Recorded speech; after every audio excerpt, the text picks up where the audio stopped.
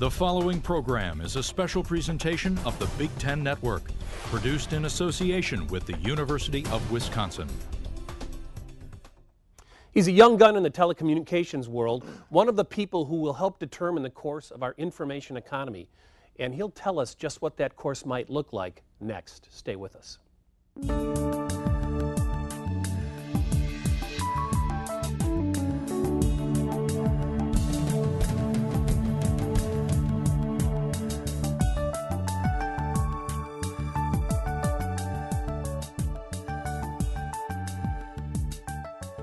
Scott VanderSanden left the flatlands of Illinois to come to college in Wisconsin. After getting his undergrad degree from UW-Eau Claire, he took up with a little shop known as Ameritech. Flash forward 17 years, throw in an executive MBA from the UW-Madison and a bit of hard work, and you have the youngest president in the history of AT&T Wisconsin.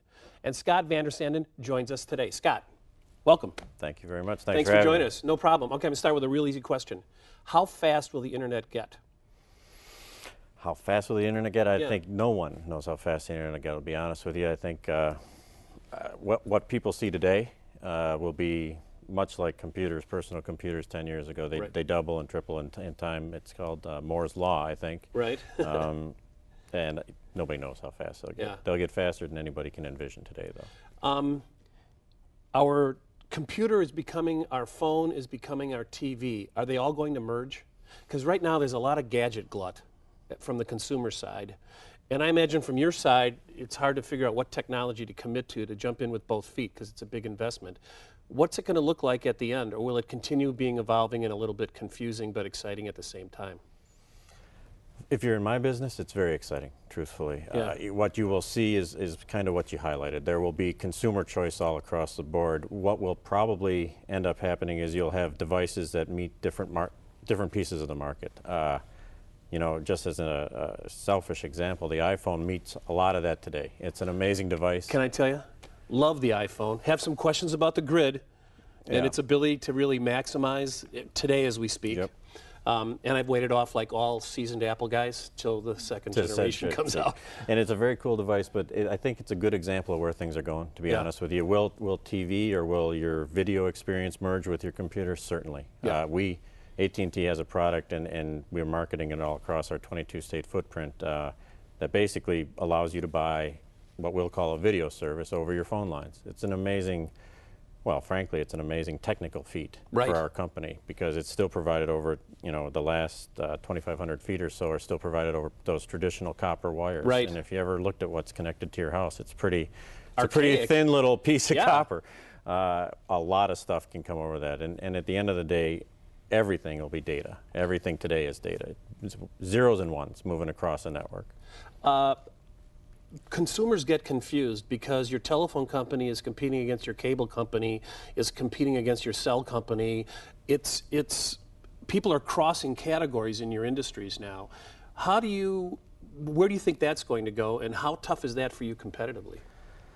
I got asked that question yesterday by a gentleman I had met just taking part in an activity. That is probably the biggest challenge for my company today. How do you differentiate yourself in the marketplace? How do you differentiate yourself in the consumer's mind? You know, within AT&T, we just had a leadership change. Our CEO just retired, Ed Whitaker, after 18 years of being CEO, and our new one, Randall Stevenson, who's been with the company a number of years, basically has changed what he's telling the world about our company. For years we were a landline company, and that's how we were marketed. He is now marketing us as a wireless company, which I think very well aligns with where the whole market is going on this issue. No one's going to have a wire to anything. No. Except maybe cable into your house, maybe some sort of hardwire. But well, the rubble bee is what you highlighted with the iPhone. Can you get your data to your wireless device fast enough to meet what you want to do with your wireless device? A good example is if you take a lot of pictures with your cell phone, can you get those pictures to wherever you want to get them, to whoever's on the other end of the email fast enough? Right. You will see, I think, tremendous advances in the speed of the wireless network. AT&T will move their wireless network to what will be known as a 3G network very quickly. Many of our urban parts of the country are already 3G. And there will be the next generation will come as soon as we start moving on this one. So that's the evolution that will take place in the wireless world very fast. Here's another easy question. We're in the midst of our biannual legislative university headbutting budget discussions. As a head of a major employee in the state right now, where do you fall between give the universities, the system, and UW-Madison a blank check, and don't give them anything? Is there a return on the investment as you see it from a business standpoint, and just how valued should that system and the University of Madison be? In my opinion, the UW system in its entirety is tremendously valuable to the state. It's we employ around 5,300 people in the state.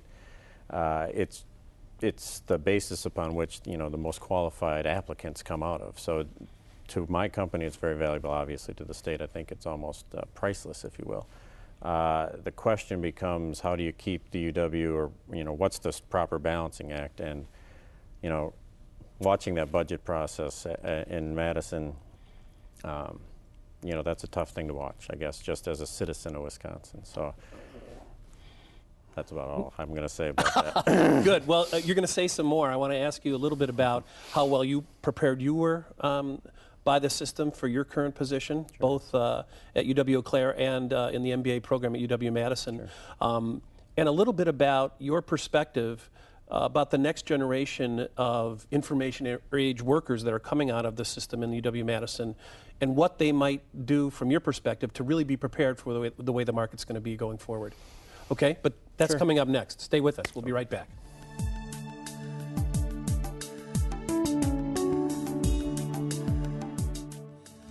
This production of Wisconsin Reflections is produced by University Communications at the University of Wisconsin-Madison. Consider this. There's a public university that consistently ranks among the top in the number of Peace Corps volunteers and in the number of graduates serving as CEOs of Fortune 500 companies, whether they are leading corporations or changing the world. The next time you see people doing extraordinary things, they are probably Badgers. The University of Wisconsin-Madison. Forward thinking. Okay, we're back with Scott VanderSanden, the new president of AT&T Wisconsin, also its youngest. And when you become a big shot executive, this is what you get to do. You get to throw out the first pitch at Miller Park. And I said to you off camera, this had to kill you because you grew up in Chicago, so you're either Cubby or Sox fan. But there's a story there. Well, yeah, that was when the Cubs were playing the Brewers, so and I was able to throw it out. And now with your new position, I'm sure you're a Brewers fan. Yes. Well, we'll see how the season ends. Now, as we tape this, they're still in the hunt with the Cubs. That's right. That's right. It's kind of nice to be able to watch both teams at the end of the year. It's nice to watch. And have it matter. Yeah, it's nice to watch relevant baseball is how I would say it. Yeah. UW-Eau Claire, which I love, tornado watch and just a beautiful, beautiful area. Isn't that their big party? Yeah. Isn't what it was called in the day? Back in the day, yes. Yeah. That's a long time ago. Before you? Probably. So here's what I want to ask. How well prepared were you for the position you're in now by your undergrad experience at UW-Eau Claire and your MBA experience at UW-Madison? How well prepared are you? I think there was a gap. I graduated my undergrad in '87, and I got my master's here out of Madison in 2000. And what the undergrad, I think, prepared me for, in hindsight or looking back at it, when I got it, I wouldn't tell you I'd end up doing what I do now, to be honest with you. When I graduated with a finance degree, I thought I wanted to get into the markets. I wanted to be a trader. I wanted to work at the Board of Trade downtown Chicago. Mm-hmm. And I spent, probably 4 or 5 months figuring out that that's a pretty low-paying opening job, pre or commission, and that was pretty intolerable. What it allowed me, the finance degree allowed me to get my foot into the phone company, which I started basically chasing budgets, chasing numbers within the phone company. And why I went back to get my master's is to kind of get a more rounded or more useful, I guess, balanced education. And that has, I think, served me quite well. And I'm not sure it necessarily is directly linked to getting the job, but it certainly helped a lot. In my opinion, the EMBA program here at Madison, the most appealing aspect of it is you're given access to some of the best professors that the school has, if not the best professors. And just spending time with them has a lot of value, and it's a very intimate experience. There's only 30 or so folks in your class, so you get a lot of time with them, and they dedicate themselves a lot outside of the classroom to one-on-one meetings, that sort of stuff. You get access to a huge amount of knowledge and experience in a way you probably wouldn't get any other way. How real world is it?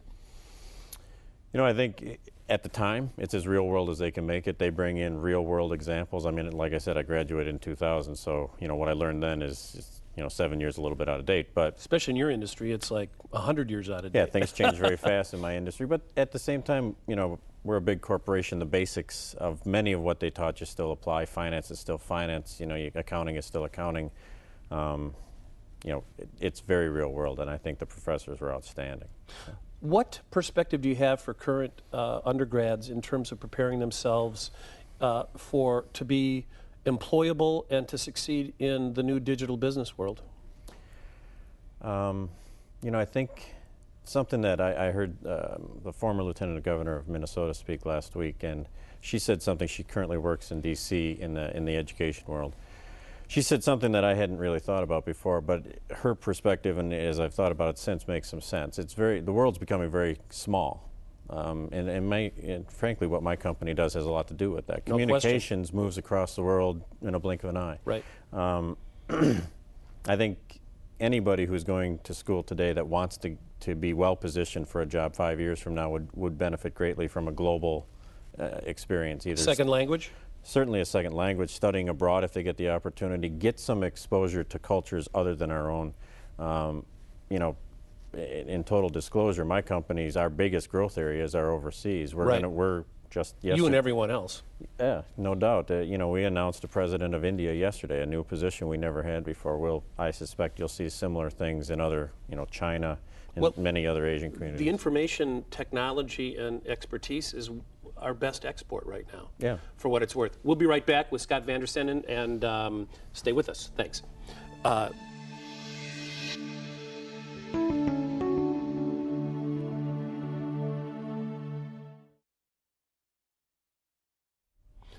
We're back with Scott VanderSanden, who is the new president of AT&T Wisconsin and the youngest in its history. And even though he's from Illinois, VanderSanden has very much a Wisconsin last name. You sound like an offensive lineman for the Badgers. That's a very Wisconsin name for a Chicago boy. I'd be lucky to have been an offensive lineman for the Badgers. Here's a question we had at the break from someone in the audience. Are our homes going to be wireless or optic in the future? You talked about that little copper cable that lasts 2,500 feet. That will not be around forever. And it also goes to community wireless, which seems to have been a stop and start process at best for most communities.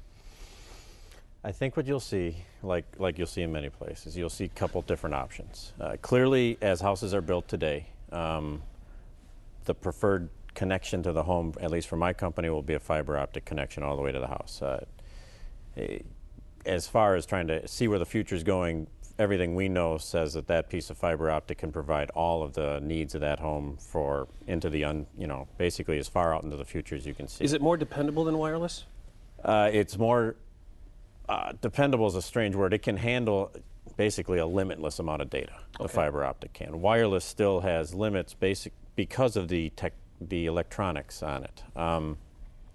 That said, and it kind of spills into your second question, many folks today are, for your voice communication at home, either one of them is overkill. A fiber optic cable is more than you ever would need, and wireless can certainly handle that today. The issue is, how do you get the rest of your data into your house, be it video, be it your internet connection, or whatever you're doing with your ability to connect your computer to the world. That's where you need the big pipe, and that's where fiber optics, we think, provides the perfect solution.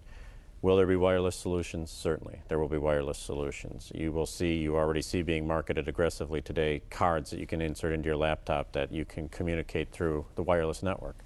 Works very well. The real issue is the video into the home. That is a data-intensive product. Yes. And to do that properly, you'd have fiber optics either in the house or very, very near to it, which is our solution today. Your second question is why haven't you seen kind of the WiMAX, frequently referred to as Wi-Fi or WiMAX solution, more ubiquitously deployed? Like television signals used to be over an antenna. Right. I think the real answer is, it unfortunately comes back to economics. Nobody can make any money doing it yet. Right. Maybe you could argue that they shouldn't make money. Maybe it should be a service provided to the communities, because that's the way the world's going to look, like electricity and water. And that could be, then the question becomes, the underlying network provider, how do you compensate them for what they really did? Now, this is kind of self-serving because Apple and AT&T have partnered in the rollout of the iPhone. How do you like your iPhone? I love the iPhone. I think it's Would you tell me if you didn't?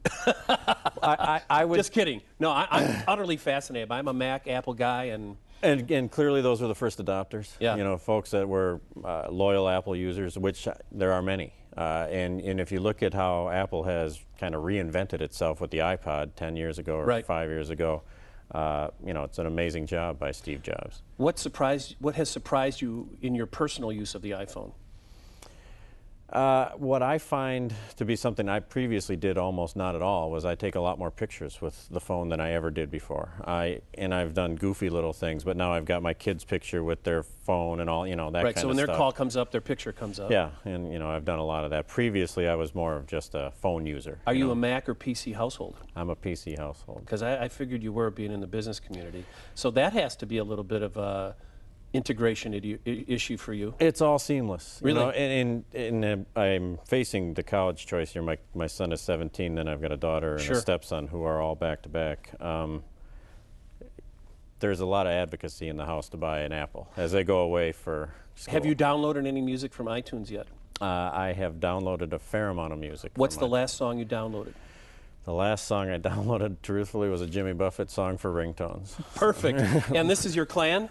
Yeah, that's my son to my immediate right. That's not Rib Mountain, I can tell you that. No, that's probably Keystone in Colorado. Yeah. Oh, I love Keystone. Keystone's a great family place. Yeah, we go out every year, and that's Susan. That's who we're jointly raising that herd of kids. Yeah. Well, good for you. Where'd she go to school? She has not finished her degree, but she got closest here most recently Did at Madison. So. Good for her. We're going to be right back. Okay. I've got a question about how AT&T is utilizing the university with some of your programs in terms of human development. Sure. So we'll be right back. Stay with us.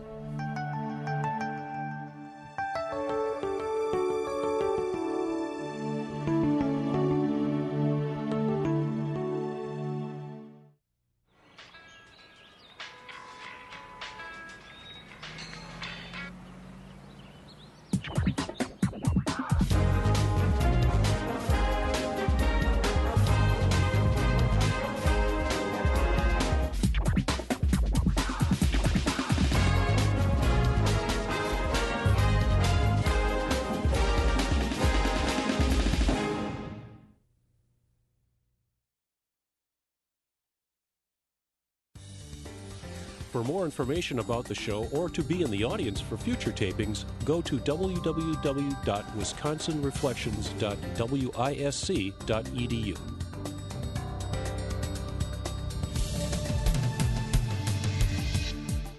We're back with Scott VanderSanden, the president of AT&T Wisconsin, its youngest ever, youngest in history.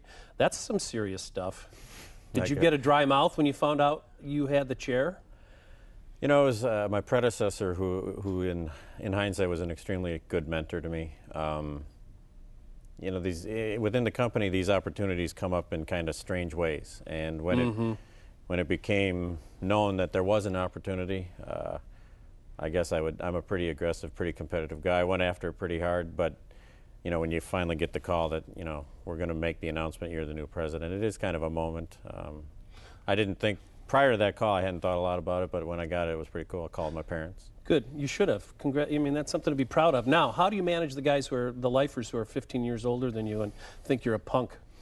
You know, not that you know what I'm saying. But no, they that's think that you're a kid. That's a good question. There's a lot of them. Yeah. You know, in Wisconsin, within my company and maybe others, I don't know, but we've got a lot of folks that have worked there their entire career, which in many cases means 35 years. There's, you know, they're 55, 60 What's years he old. going to tell me about the telecommunications industry? I've done it. I've built it. I've made it myself. I've tried not to, in any way, really take that on. To be honest with you, what I align best with are folks that are, you know, have high energy, want to do something, and are pretty aggressive to try to get it done. Right.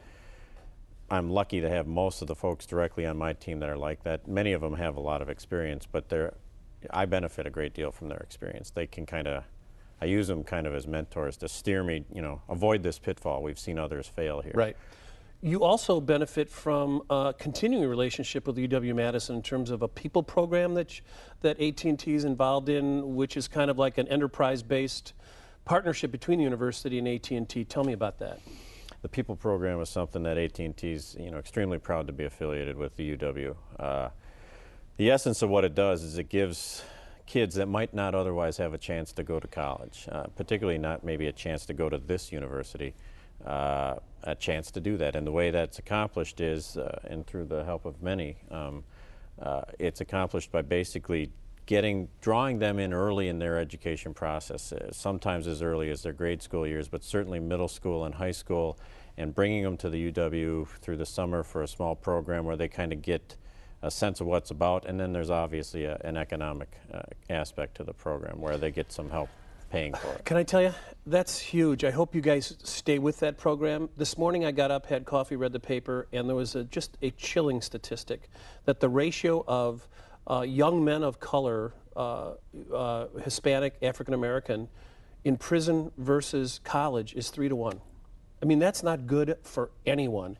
And the more corporate partners who step in and help manage and help improve that issue, the better off we're all going to be. And this is your workforce too. These are assets that are being squandered. Yeah, no.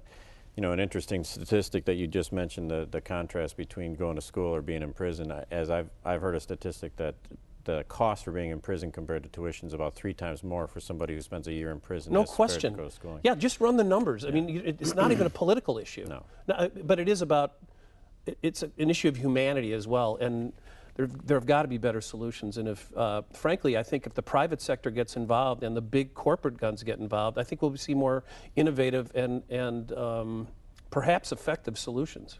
Yeah, again, the people program, you know, it's a nice marriage between the UW, and most of the credit within AT&T, frankly, and deservedly goes to a gentleman named Dexter Hadnot who works on my team in Milwaukee. You know, the company's given over $1.2 million since 2002 to the program. I personally think it's an amazing opportunity for the students. I've met a handful of them. I had the opportunity to speak to them this past summer. Okay, as we speak and do this interview, Illinois has a football team that's pretty good this year. And you grew up in Chicago. I did. They're playing the Badgers. Who will you be rooting for? Oh, clearly the Badgers. Good. Good answer, Scott. No, that's an easy one for me. When I went to school, even in Illinois, I was never into the football. So. Thanks for joining us. Oh, you're very welcome. Thanks, John. Thanks, everyone. See you next week, whenever we're on.